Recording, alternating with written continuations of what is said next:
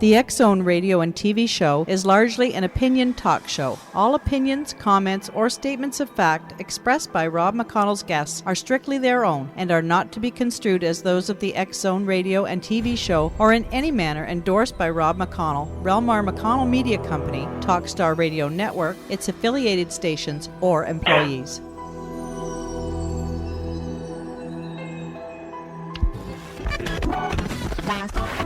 All Hit Radio.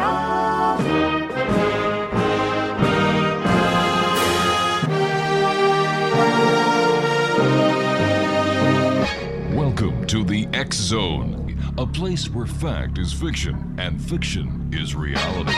Now, here's your host, Rob McConnell.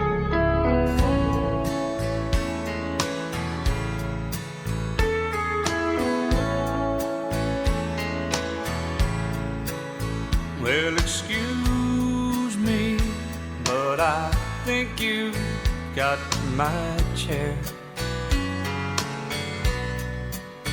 No, that one's not taken, I don't mind.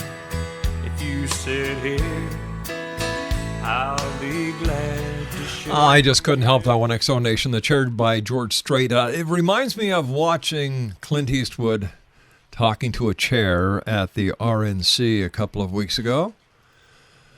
I think Dirty Harry went batty Harry. Well, that's just my own personal opinion, but you know, who knows? Who really knows? Well, my guest this hour just might have the inside scoop on what that was all about, X-Zone Nation. Morrow Wilson is my special guest, and he is a direct descendant of both the Declaration of Independence signer and the United States Constitution. Morrow Wilson graduated from the Putney School and from Columbia College, where he studied English and American literature with, among others, Mark Van Doren and Lionel Trilling. His father was a writer and protege of Theodore Dreiser. How do you say that? Dreiser? Dreiser, yeah. Dreiser, yeah. Author of some 36 books, as well as articles in every major American magazine, and a reporter for the Arkansas Gazette, the St. Louis Post-Dispatch, and the New York Times. Now, my guest this hour is Morrow Wilson. And as I said, he's the celebrated journalist and son of and author Charles Wilson, and he's an award-winning career personnel as an actor, writer, and cable television chief. And now he reaches a new plateau, X-Zone Nation, with his latest novel, David Sunshine. Joining me now is Morrow Wilson. And Morrow, welcome to the X-Zone. Well, thank you so much, Rob. It's a great pleasure to be here. The chair, what was the story behind Clint Eastwood and, talking to an invisible party on the chair? Well, I would tell you, it's a very old acting exercise, and it's a very old vaudeville routine. It's been practiced for, I suppose a couple of centuries. And the idea is you do what Clint did. And I must tell you that I was not offended. I mean, I thought that when he came out at the beginning, I thought he was pretty funny. I thought he'd begin to kind of go a little vague toward the second half of it, but I enjoyed it. I think what the Republicans wanted, and I think at the convention, and I think they were probably right to want it, was just a little comic break, before because it had been so serious, and they'd been talking about, such profound issues and patriotism and freedom and in the Republican philosophy, and all of these things are not leavened by much humor, and so here came Clint to give him just a little break of comic relief before they got into, if I'm not mistaken, Governor Romney's important speech, and I think it backfired for a lot of the media who didn't understand it and who seemed to be outraged by it. But as a guy who's looking at conventions and maybe is a little bit of a news junkie, and I'm very interested in politics because it's kind of my family store. You mentioned my illustrious ancestor who was on the Supreme Court and all that stuff. And to me, I just thought, well, this is what he's trying to do, and I'd give him a B+. I mean, I thought he did okay. You may not feel that way. Oh, no, listen, I love Clint. I think he's an icon. I've seen every Dirty Harry movie. I've seen every movie that he's ever been in. Love the good old spaghetti westerns, where he was the only person who you could actually look at the lips and listen to the words and everything was in total sync. True. I remember him back in the days of Rawhide. Oh, my heavens, yeah. He's one of those guys who, very rare, I think, in the show business, a guy whose career really is 50 years. I mean, you don't see very many people like that. My friend, please stand by. Morrow Wilson is my guest this hour, X-O Nation.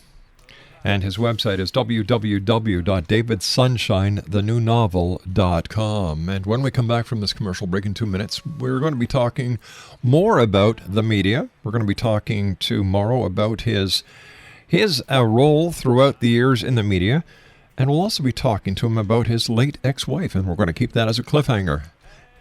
My name is Rob McConnell. This is The X-Zone. We'll be back on the other side of this 2-minute commercial break as we continue from our studios in Hamilton, Ontario, Canada. Don't go away. Could I talk you out of a lie? Well, thank you. Could I drink you?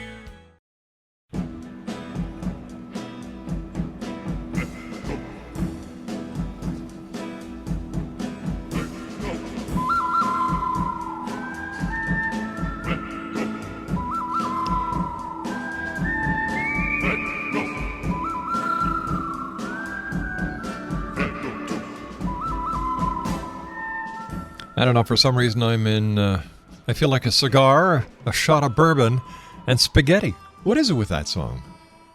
No idea. Speaking of Clint Eastwood, Yeah. Morrow Wilson is our special guest this hour, X-Zone Nation. We're talking about Morrow's new book entitled David Sunshine. His website is www.davidsunshinethenewnovel.com. I understand that you actually wrote David Sunshine as a contemporary expose. 2 questions for you, Morrow. Why wasn't it published then, and why is it published now, 40 years later? Good question.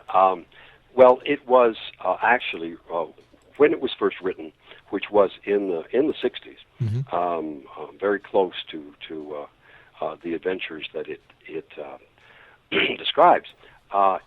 There was a publisher who took it, gave me what in those days would be called a princely advance, and then at the last minute backed out. Was in breach of contract.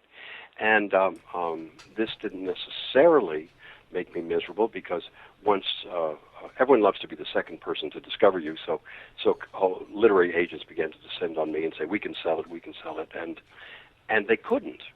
And then word got back to me that this actually was a dangerous book because the people in the book who were very obvious. I mean, it's a novel, but as you say at the beginning of where fiction is fact and fact is fiction, it was like that. So they said, well, it'll be very obvious, transparently obvious who these people are.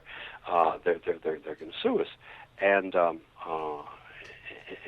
I said, well, but everything here is true. I mean, even down to the dialogue. They're not going to have a leg to stand on. I mean, why don't you? And anyway, how shall I say?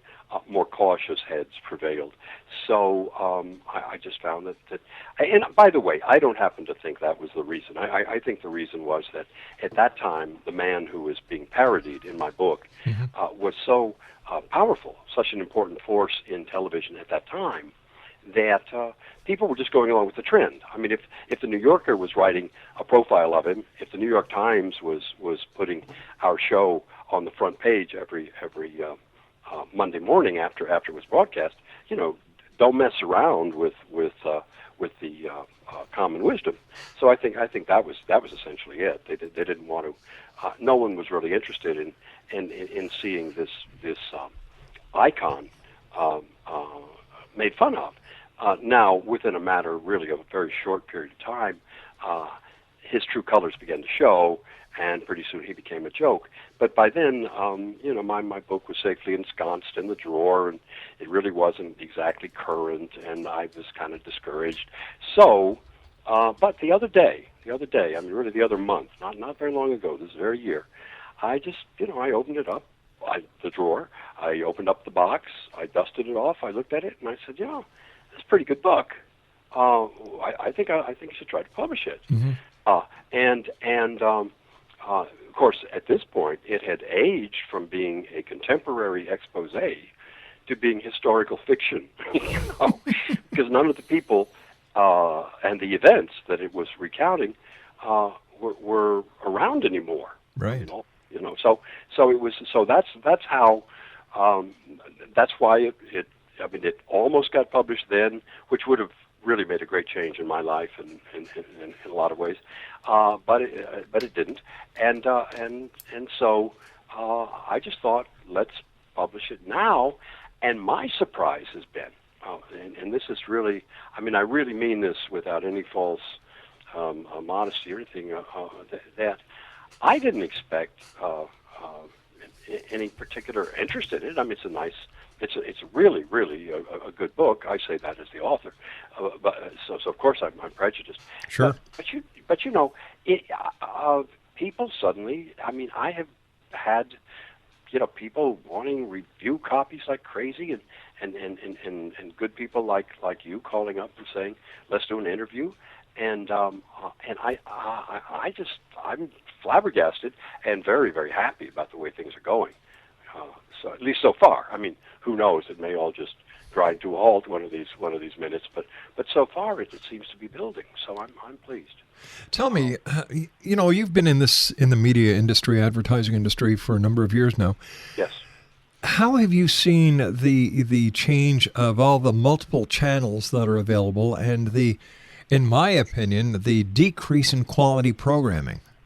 Yeah, well, I think your opinion is absolutely correct. I mean, I think if we look at television, well, really, in a way, that's part of what the novel is about, because the novel is the story of this raw-boned, very innocent, sort of college football hero who comes to New York from Arkansas to, completely innocent. He wants to make his way, because at that point it's the 60s, and the golden age of television, so-called, that is the 50s, when you had all these wonderful actors, James Dean, Paul Newman, Charlton Heston, Rod Steiger, Joanne Woodward, Steve McQueen. All these people were working on television. Paddy Chayefsky was writing, Rod Serling was writing, Robert Allen Arthur was writing these wonderful, television was a whole sort of creative renaissance.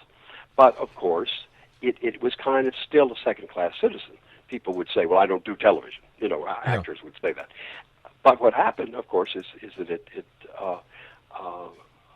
there came this time when that golden age was kind of beginning to, the sun was setting on that, and my hero walks into it at just that moment, and he goes to work for the guy who is the most highly thought of, highly respected, idealized producer in all of television. He also happens to run a talk show, so his face and name are very familiar to people.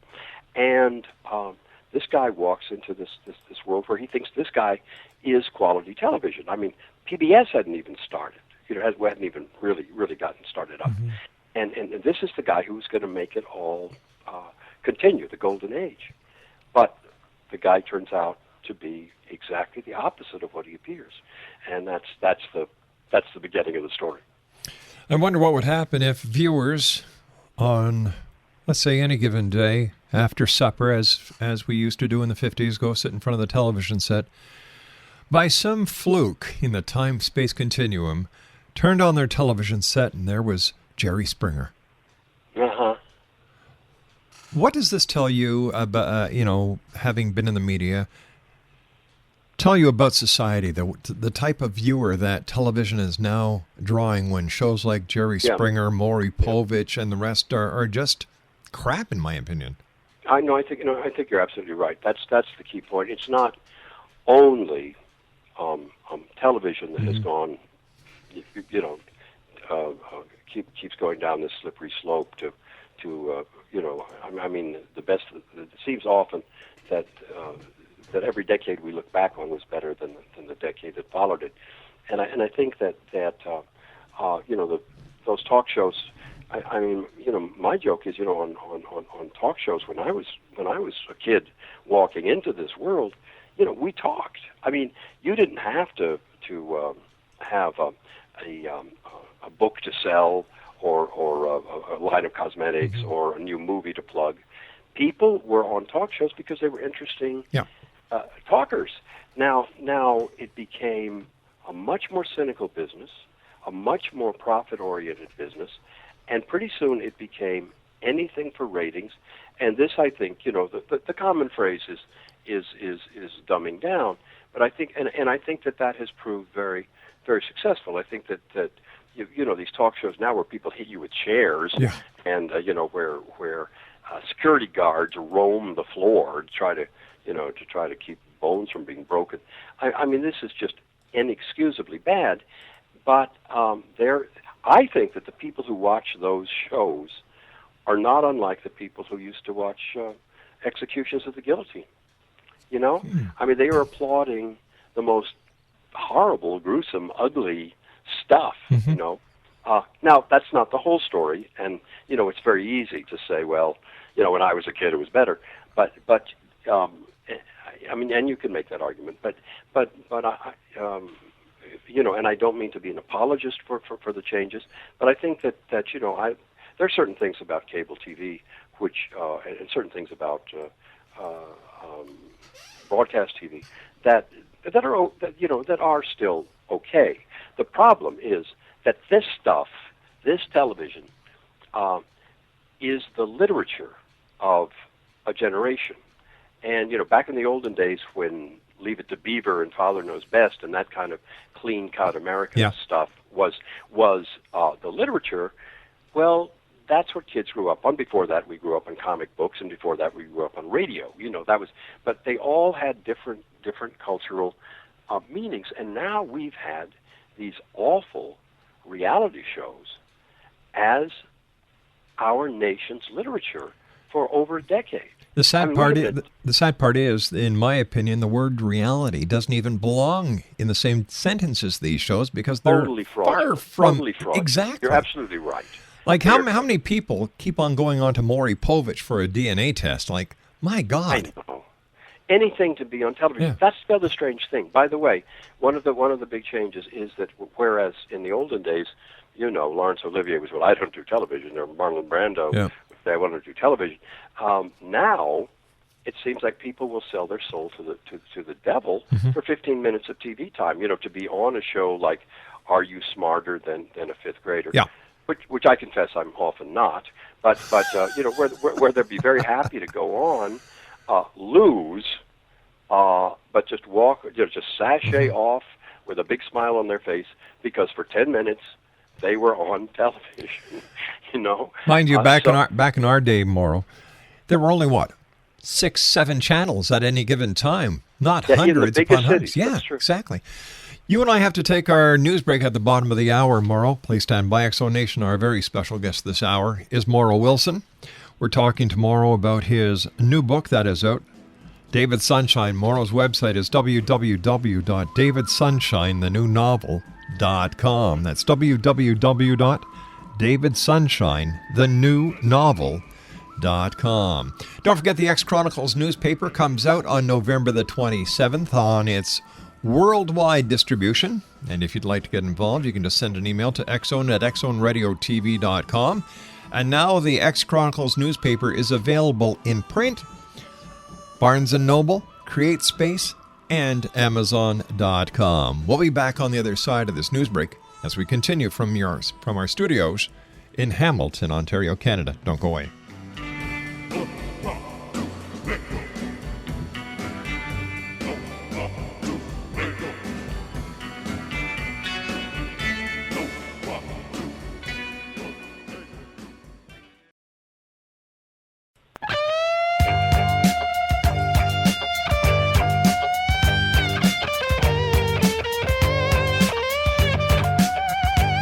You're listening to the X-Zone Radio Show, live and around the world on the Talkstar Radio Network, X-Zone Broadcast Network, UK High Definition Radio, Euro High Definition Radio, and Star Cable. Our toll-free telephone number worldwide is 1-800-610-7035. Our email address, xzone@xzoneradiotv.com. On MSN Messenger, xzoneradiotv@hotmail.com, and our website, www.xzoneradiotv.com.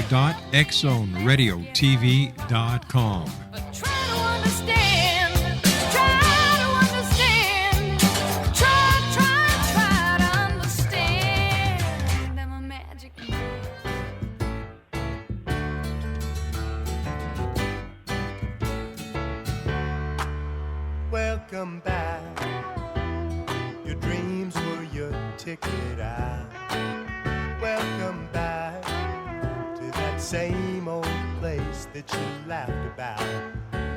Well, the names have all changed since you hung around, but those dreams have remained and they've turned around. Welcome back, everyone. Morrow Wilson is my special guest. We're talking about Morrow's new book entitled David Sunshine. And his website is www.davidssunshine.thenewnovel.com.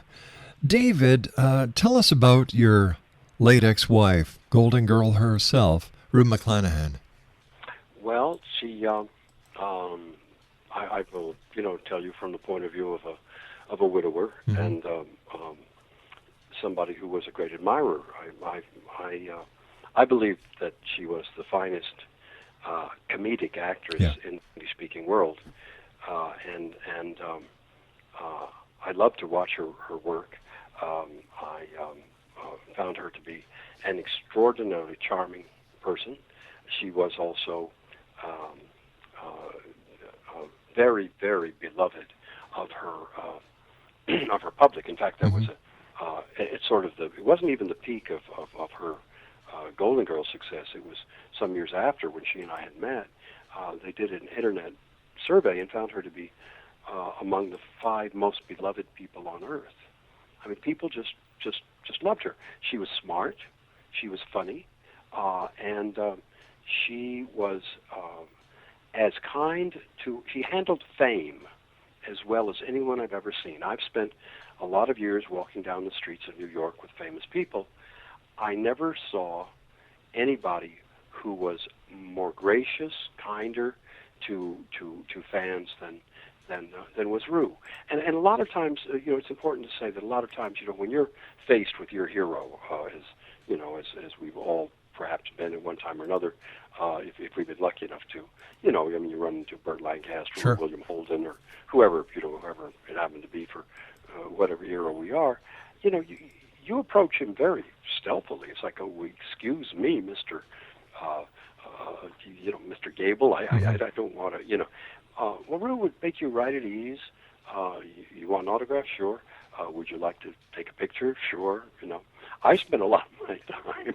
I mean, I knew when I married her that I was going to be called Mr. McClanahan, and I knew that I was going to have to be told to dive the hell out of the way because we want to take a picture of her and my wife, that kind of thing. And I was ready for that. I was prepared for that. And Rue was a gal who had been divorced 5 times. My goodness. Before I met her, and that's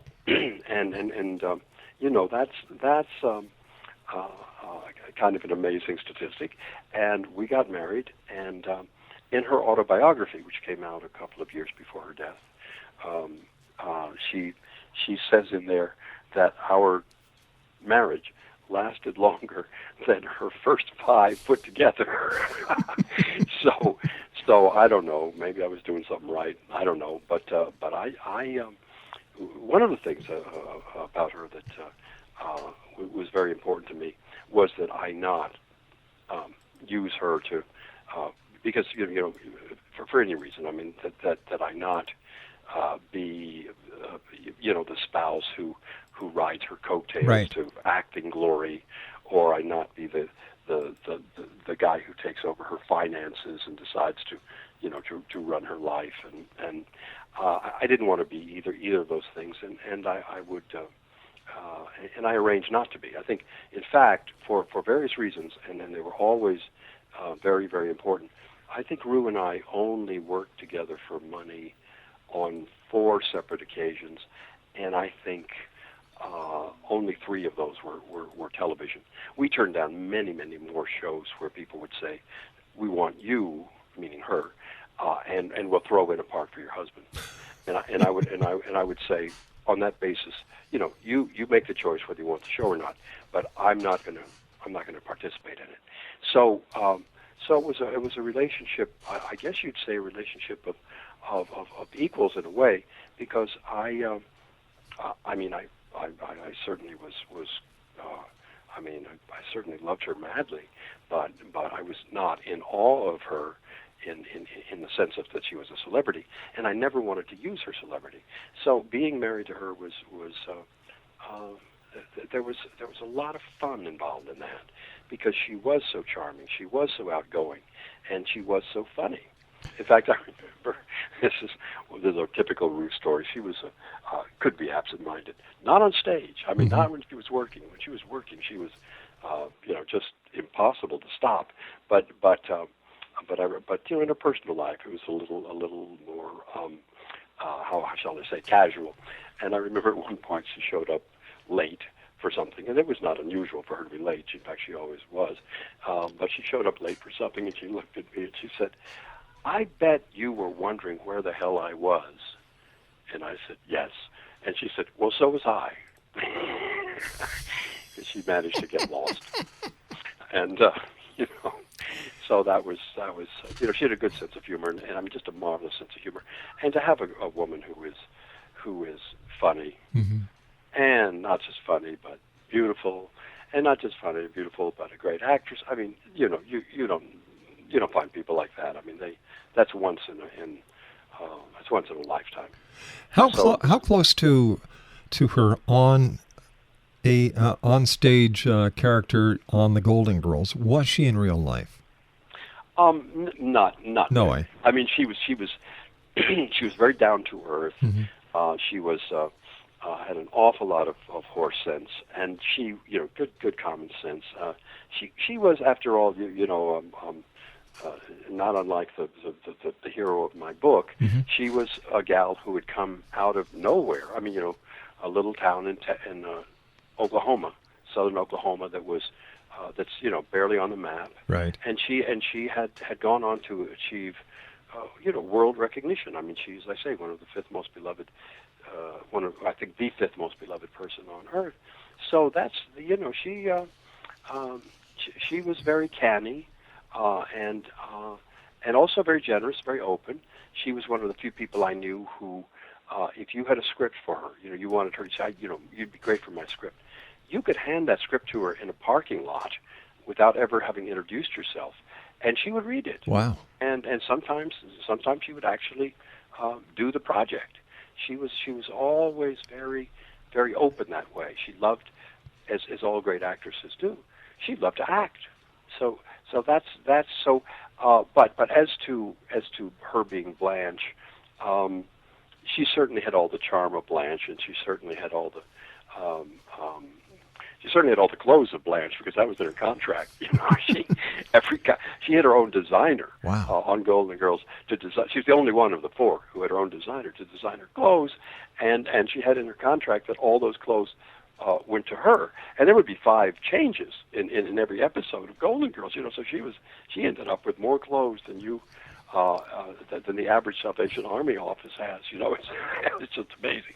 And we had half our apartment was full of clothes, whatever apartment it was. But she was she certainly was cheerful.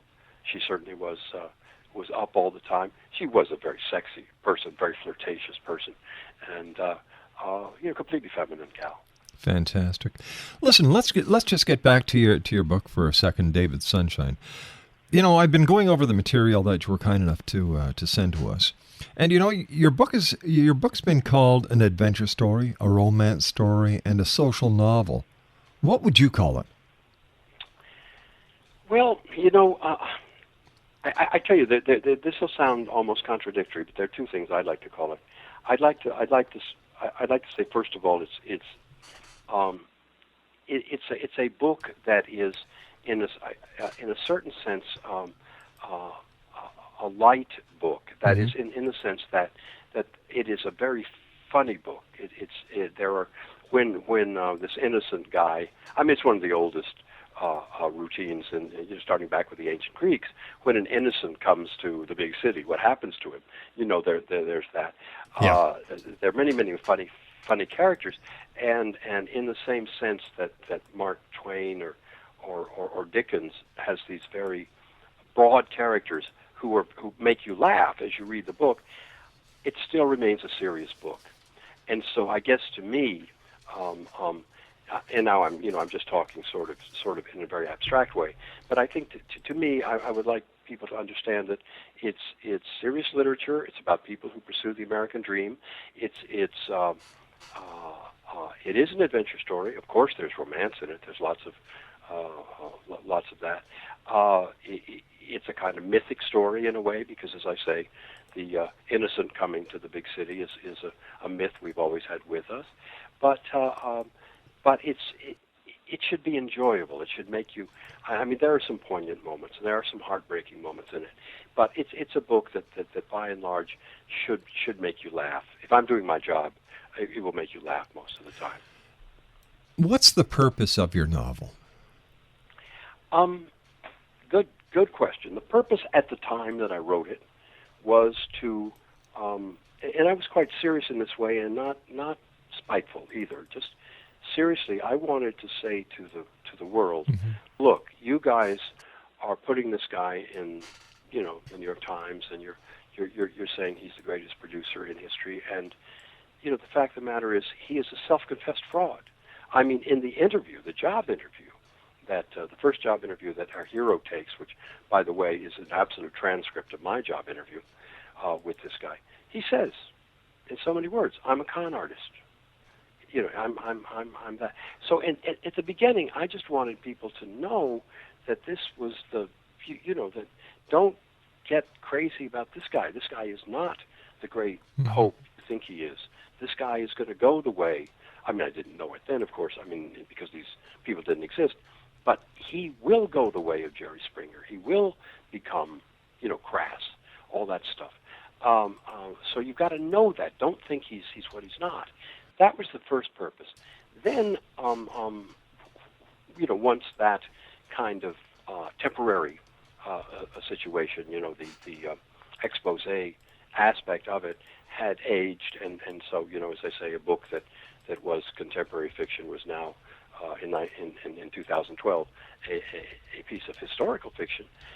It is an extremely accurate portrayal of what life was like in the 60s, which by the way were very different. And I don't just mean because we had rotary phones and people smoked and the Mad Men stuff, which is all quite so.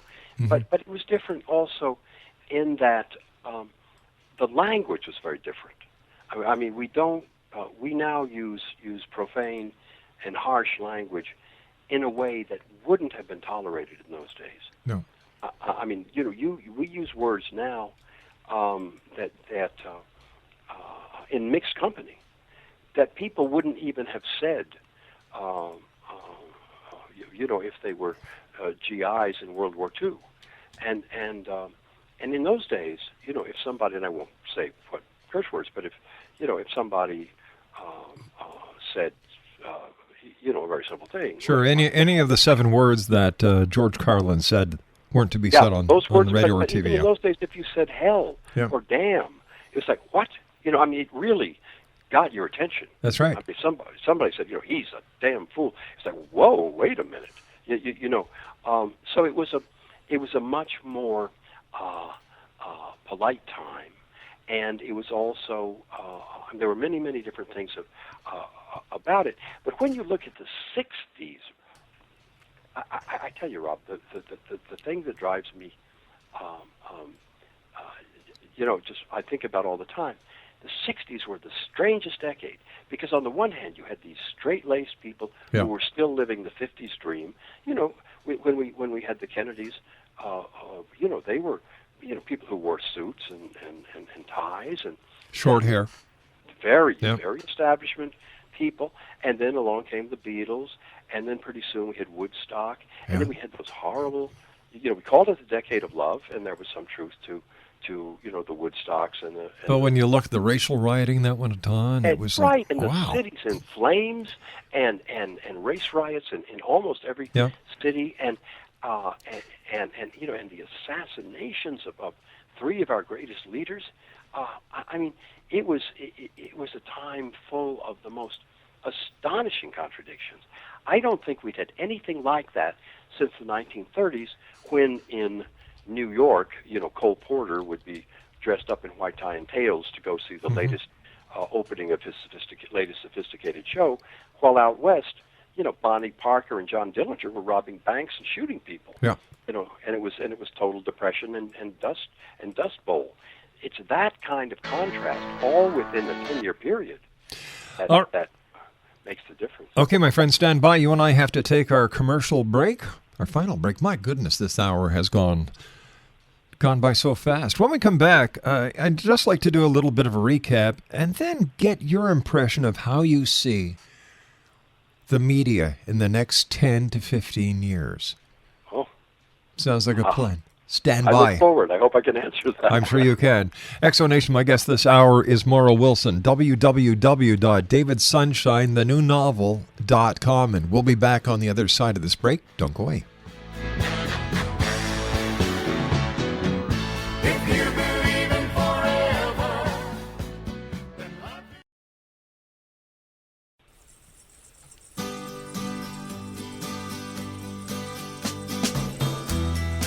If you're going to San Francisco, be sure to wear some flowers in your hair. If you're going to San Francisco, you're gonna meet some gentle people there.